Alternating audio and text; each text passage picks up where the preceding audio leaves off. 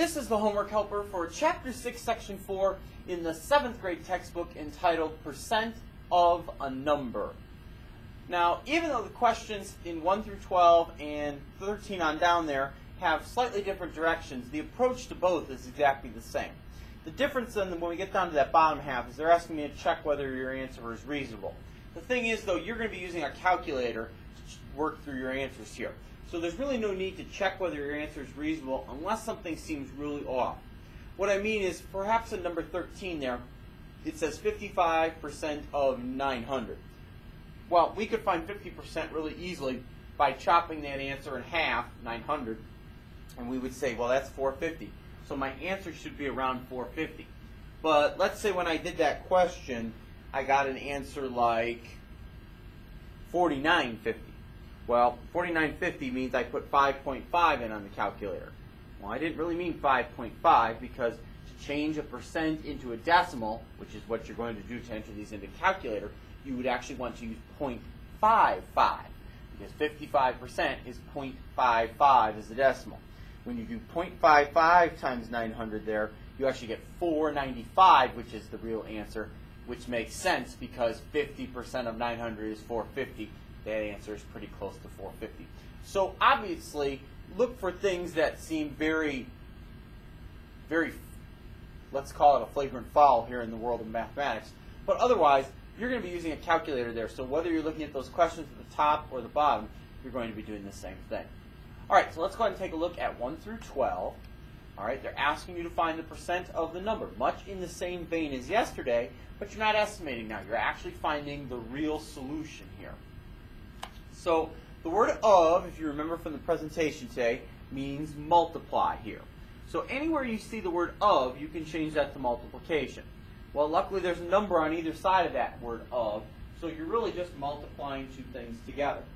Now, as I said just a moment ago when we were talking about number 13, what you're going to need to do is change these percentages into decimals, unless you have a percent K on your calculator and you know how to use it. So that's where I'm going to start with all of 1 through 12. I'm going to go ahead and get rid of all the percentages and change them all into decimals right away here. So in number 1, we've got 25%.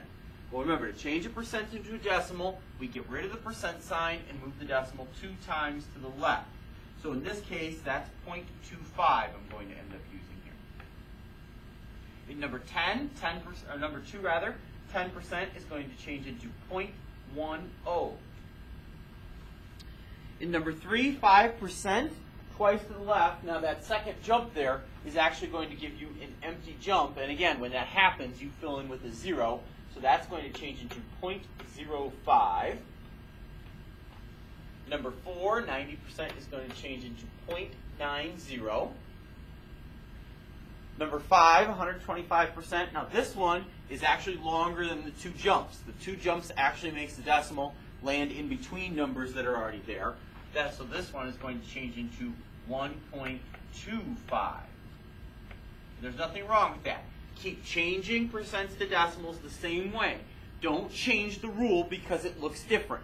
Move the decimal 2 times to the left from wherever it is. Remember, if it's not visible, it's after the last number, and then get rid of the percent sign.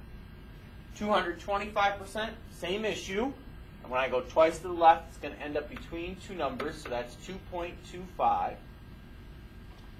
In number 7, 2%, again, we're going to see like we did in the question directly above it. This one's going to have an extra jump, so that's going to fill in with a 0 here. So that's 0.02. Number 8, 285%, that's going to function like 5 and 6. The decimal is going to end up between some numbers, 2.85. Number 9, 150%. Again, same thing. The decimal is going to end up between some numbers, 1.50. Number 10, 46%. So again, get rid of the percent sign twice to the left of the decimal. You're going to get 0.46.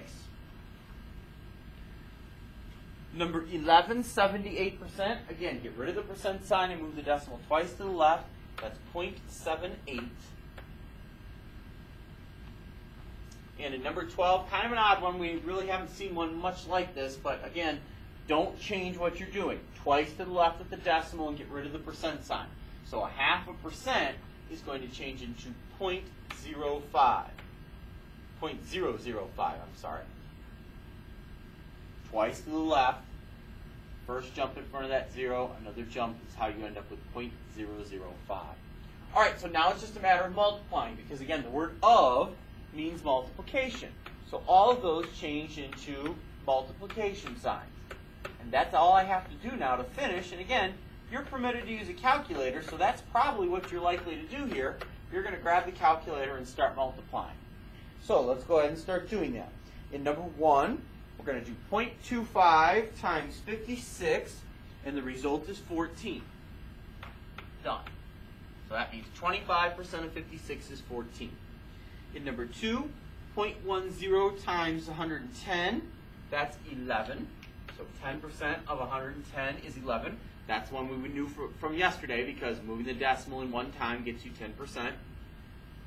In the next one, 5% of 150, so 0.05 times 150.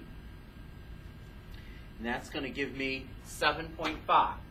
So 5% of 150 is 7.5.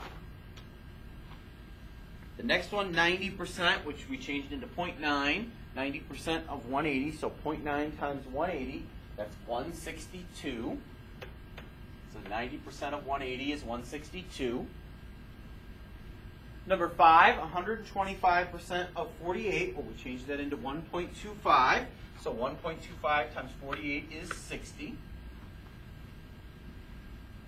Number 6, 225% of 88, well, we changed that into 2.25. And then we're going to multiply that by 88, and that's 198. So 225% of 88 is 198. That makes sense. 100% would spit out the same result. Anything bigger than 100% gives you an answer that's bigger than the number you started with. All right, the next one there, 2% of 350. We changed that into 0.02, and we're multiplying by 350. That's 7. And again, we knew that one from yesterday. We would have taken, moved the decimal in twice for 1%. That's 3.5. 2% is 1% twice. 3.5 and 3.5 makes 7. 285% of 208. We changed that into 2.85, and we're multiplying by 200. That's 570.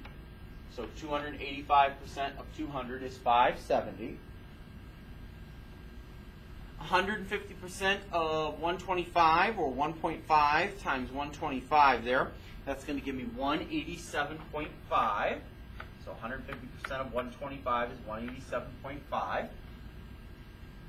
Next one, 46% of 235. We change that into 0.46, and we're multiplying that by 235. That's 108.1. The next one, number 11. 78% of 410, we change that into 0.78, and then we're multiplying it by 410. That's 319.8. And finally, question number 12, 0.5% of 64, which got changed into 0.005, and we're multiplying that by 64, and we get 0.32. So 0.5% of 64 is 0.32. And again, you're going to do the same thing in that next set of questions. Again, don't worry about the check for reasonableness. You're using a calculator here. Unless something looks really off to you, keep going. Move the decimal twice to the left, get rid of the percent sign, multiply it by the number, you'll be good to go.